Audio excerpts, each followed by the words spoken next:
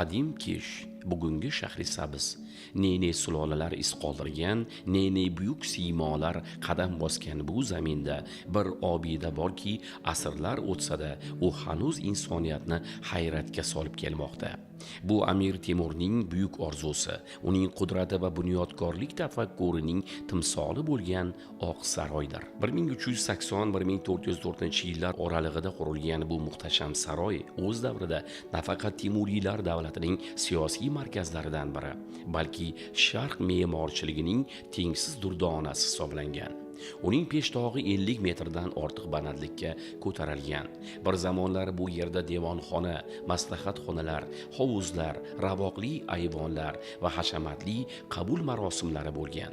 Bugun esa ana shu buyuk saroyning ulkan peshtig'i, ikki chetiga tutashgan minoralari va poydevorining bir qismigina saqlanib qolgan bo'lsa-da, uning salobati hanuz qalblarni larzaga soladi. Afsonalarga aylangan Oqsaroy yonida turibmiz. 1380-yil Amir Temur tomonidan qurilishi boshlanib, 1404-yil yakunlangan 24 yil mobaynida Oqsaroy qurib bitkazilgan Muhammad Yusuf Tabriziy boshchiligida Amir Temur farmoni bilan. Muhammad Yusuf Tabriziy asli Eronlik bo'lib, Oqsaroyni qurgan bosh me'mor, bosh arxitektor hisoblanadi. Qo'llarida bir kunda 30 ming tash tashlagan Oqsaroyda va 24 yilda qurib bitkazilgan. Hozir ko'rib turganimiz Oqsaroyda 100% dan atiga 4% qismi saqlanib qolingan, 96% qismi bizgacha yetib kelmagan saroyda. O'sha urushlar asnosida Oqsaroyga juda katta talofat yetkazilgan.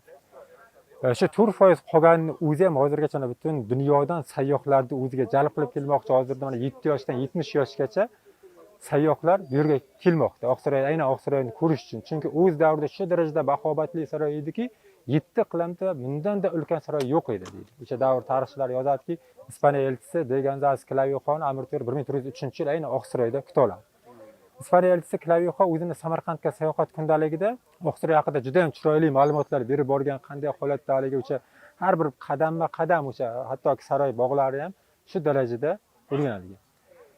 Mana orqamizda ko'rib turgan buyoqlarimiz ham Amir Temur davrida, mana Oqsaroy yuzidagi buyoqlar ham Amir Temur davridagi buyoqlar bo'lib, Amir Temur ko'rgan buyoqni mana bugun kelib biz ko'rib turibmiz. 700 yil o'tsa-da ochiq osmon ostida, quyoshda, suvda, yomg'irda ranglari o'zgarmaydi.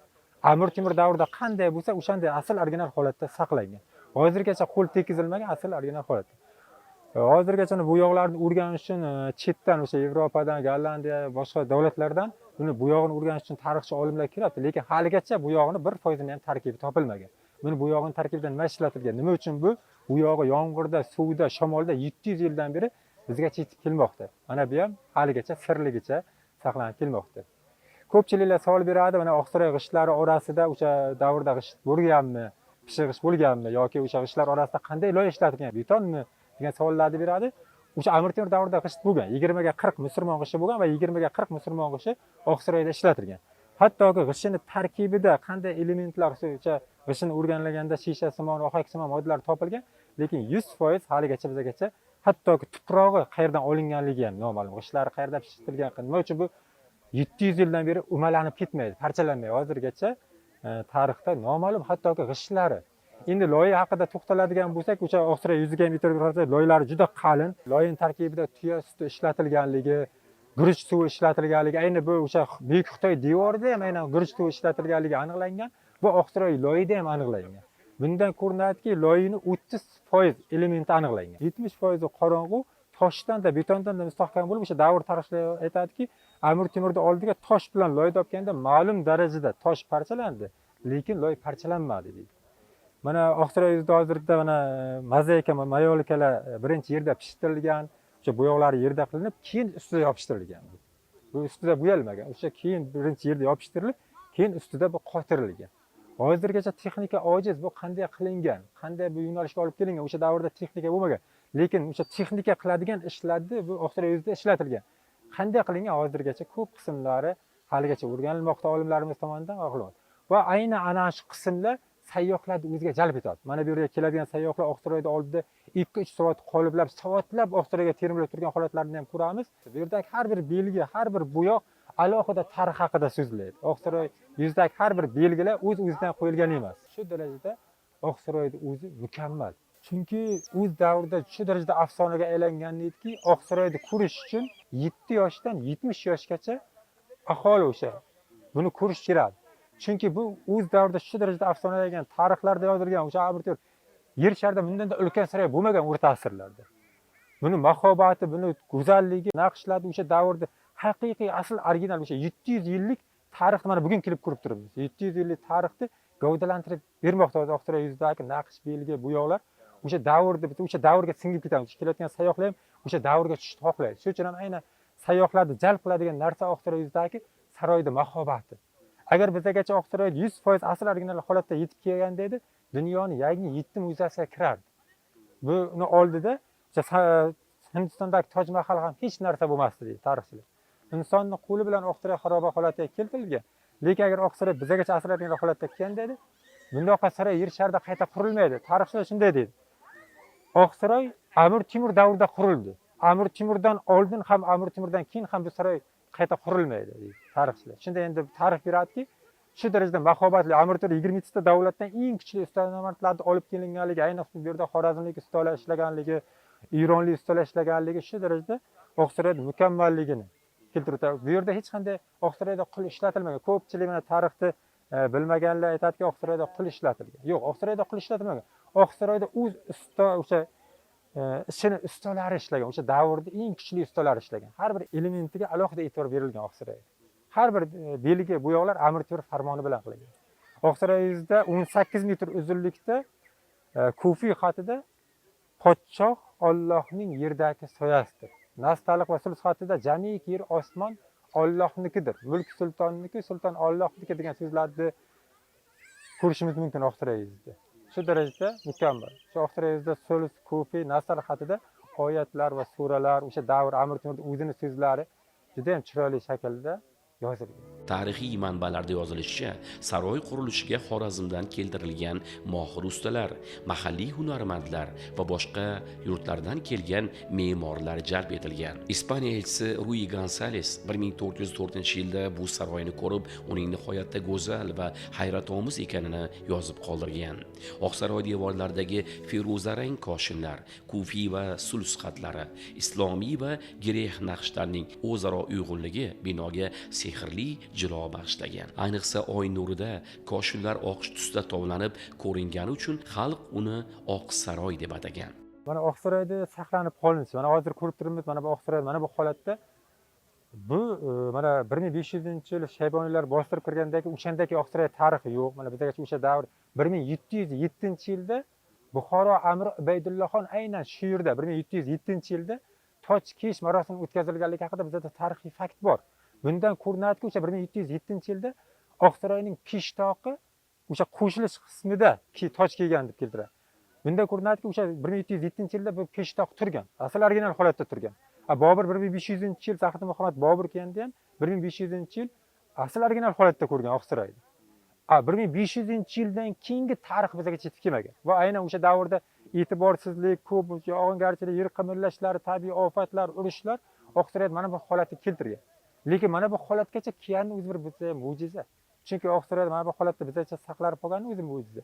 Chunki shu darajada bahaybat, mana devorlarning orasidagi 8 metr, 12 metr devorlari shunday qalin. Mustahkam qilingan. Boya aytganimdek, devorlari, hattoki g'ishlari, loylari shu darajada bu yerda hattoki o'sha zambarak bilan bir hafta davomida zambarak bilan o'qqa tutilganligi, bombardimon qilinganligi haqida tarixiy ma'lumotlar keladi bizga Oqsaroyda.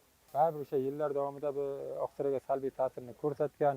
E'tiborsizlik, juda ham Oqsaroyga bo'lgan e'tiborsizlik keyingi davrlarda Oqsaroyda vayron etilishiga olib kelingan. Keyinchalik g'ishlar toshib ketilinishi, Oqsaroy g'ishlaridan boshqa imoratlar qurilishi, o'sha bo'yoqlari, mozaikalar olib boshqa imoratlarga ishlatilishi ham bunday voqealar kuzatilgan. Ko'p endi hozirgi kunda mana Oqsaroyga e'tibor berilmoqda. Juda ham mana hozirda Oqsaroyda biz asl original holatda asrashimiz hozirda mana butun jahon UNESCO ro'yxatiga kiritilgan. Hozirda Oqsaroy juda katta e'tibor berilyapti. Lekin rekonstruksiya qilingan yo'q, chekinilgan yo'q Oqsaroyda. O'sha Amir Temur mana bizagacha asl original holatda saqlash kerak Oqsaroyda. Keladigan sayyohlar Oqsaroy shu holatini ko'rishni xohlaydi. O'sha Amir Temur davridagi holatini ko'rishni xohlaydi. Ko'pchilik savol beradi, nima uchun Oqsaroy rekonstruksiya qilinmaydi, nima uchun qayta tiklanmaydi? Qayta tiklanmagan sababi hozirda bu UNESCO ro'yxatiga. UNESCO ro'yxatiga kirgandagi bunga chekinish mumkin emas. Asl original holatda biza keladigan sayyohlarga buni ko'rsatib olib berishimiz kerak.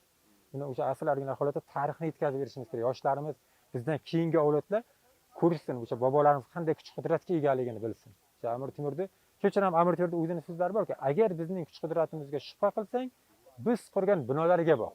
Mana shu binolarni o'zi Amir Temurda kuch qudratini mana bugungacha hayratlantirib keladigan sayyohlar hayratda. Bu saroyda 700 yildan beri bizga saqlanib qolganligi hayratda. Qanday bu holatdan bu yoqlari qanday demoq yoki qanday quyosh, yomg'ir bunga nima uchun ta'sirini o'tkazolmayapti? Orqamizdan turib qo'shilib suxunda 22,5 metr uzunlikda, 51 metr tepalikda agar bizning kuch qudratimizga shubha qilsang, biz qurgan binolarga boq degan so'z tepa qismida turgan. Arxeologlar tomonidan, tarixchilar tomonidan o'sha mustaqillikdan oldingi davrlarda ham yon atroflar o'rganilgan pol qismlari topilgan Oqsaroy orqa qismlarida Amir Temur davridagi pol qismi, Oqsaroy ichki qismi bizgacha asl original holatda yetib kelganligi. Buni ham ko'rishimiz mumkin. Arxeologlar tomonidan o'rganilgan, izlanilgan, hozirgacha olimlar o'rganilmoqda, yuzlardagi belgilar, bo'yoqlar, tarix haqida so'zlaydi. Bularni olimlar o'rganmoqda hozirgi kunda. Juda ko'p o'sha sayyoh yoki chetdan kelib olimlar o'rganmoqda bu Oqsaroyda hozirgacha. Bugun Oqsaroy UNESCOning Butunjahon merosi ro'yxatiga kiritilgan. U nafaqat O'zbekistonning, balki butun insoniyatning bebaho madaniy boyligi sifatida e'tirof etilmoqda. Har kuni bu yerga yuzlab mahalliy va xorijiy sayyohlar tashrif buyuradi. Ular orasida Italiya, Fransiya, Yaponiya, Turkiya, Germaniya, Koreya kabi davlatlardan kelgan mehmonlarni uchratish mumkin. Men dunyoda ko'plab tarixiy obidalarni ko'rganman, ammo Oqsaroyning vayron bo'lgan qismi ham insonni hayratda qoldiradi. Bu yerda ulkan bir sivilizatsiyaning nafasi seziladi. Koshinlardagi ranglar, devorlardagi naqshlar va peshtoqning ulkanligi Amir Temur davri qanday qudratli bo'lganini ko'rsatadi. Shahrisabzga kelganimdan juda mamnunman va bu joyni Italiyadagi do'stlarimga ham tavsiya qilaman. Oqsaroy bu faqat o'tmish yodgorligi emas, u yosh avlod uchun tarix sabog'i, milliy g'urur va bunyodkorlik ruhining tirik ramzidir. Bu devorlar Amir Temurning mashhur shiorini yodga soladi. Qudratimizga shubha qilsangiz, qurgan imoratlarimizga boqing. Darhaqiqat, asrlar shamoli, zamon sinovlari va tabiat ta'siriga qaramay, Oqsaroy hanuz ana shu qudrat haqida so'zlab turibdi. Ma'lumki, ulug' sohibqiron Amir Temur davrida ushbu muhtasham imorat Oqsaroy majmuasi bunyod etilgan. Oqsaroy majmuasi sohibqiron Amir Temurning Xorazmga yurishidan keyin 1379-yilda va 1380-yillarda qurish boshlangan. 79-yilda mana shu qurilish haqida ulug' farmon chiqarganlar. Oqsaroy me'moriy obidasi 20 yil davomida qurilishi amalga oshirilgan. Nigilmanvaning yozishicha, Oqsaroy me'moriy obidasining asl balandligi 70 metrdan iborat bo'lgan, lekin hozirga bizga qadar 38 metrdagi ikkita bahobatli ustuni saqlanib qolgan. Va albatta u ustunlardagi xonalar va ustunga chiqadigan zinapoyalar saqlanib qolgan. Oqsaroy 3 qismdan iborat bo'lgan. Birinchi qismi davlat ishlarini yuritadigan, diplomatik ishlarni hal qiladigan joy bo'lsa, ikkinchi qismi o'sha qabulxonalar, uchinchi qismi esa aholi turar joylari hisoblangan. Qolaversa, Oqsaroyning qurilishida eronlik usta Tabriziy qurilishda o'sha peshtoqlarda ham ismlari keltirilgan va epigrafik yozuvlarni qurishda ham o'sha Tabriziy bosh usta sifatida, bosh me'mor sifatida amalga oshirgan albatta. Sharafiddin Ali Yazdiy va Nizomiddin Shomiyning zafarnomasida keltirilishicha, Oqsaroy uchun Amir Temur egallagan hududlaridan, asosan Hindiston va Erondan aholilar ko'chib kelingan Shahrisabzga va albatta bu yerda shu Oqsaroyning qurilishida ishtirok etgan. Peshtoqida yozuvlar arab tilida yozilgan, Qur'ondan suralar keltirilgan. Kufiy alifboda Alloh, Muhammad kabi so'zlar keltirilgan. Ushbu muhtasham imorat necha yillardan beri, necha asrlardan beri 1379-1380-yillardan beri qurilishi boshlangan bo'lsa, mana oradan qancha o'tdi? 2026-yilgacha o'tgan yillardan beri necha asrlar va davollardan o'tib ushbu kungacha saqlanib qolyapti va o'ylaymizki, kelajak avlodga ham ushbu muhtasham imoratning hozirgi jozibasi bor jozibasi bilan yetkazib berishga harakat qilamiz. Qashqadaryo zaminida qad rostlagan bu muhtasham obida xalqimizning yuksak me'moriy tafakkuri, nafosatga muhabbati va buyuk tarixning yorqin sahifasidir. Oqsaroyga qaragan inson faqat bir saroy xarobasini emas, balki buyuk saltanatning orzusi, hunarmandlar mehnati va millatning abadiy xotirasini ko'radi. Asrlar osha sado berayotgan Oqsaroy o'tmish va kelajakni bog'lab turgan ma'naviy ko'prikdir. Uning har bir g'ishtida tarix nafasi, har bir naqshida esa buyuk Temuriylar davrining muhri mujassam.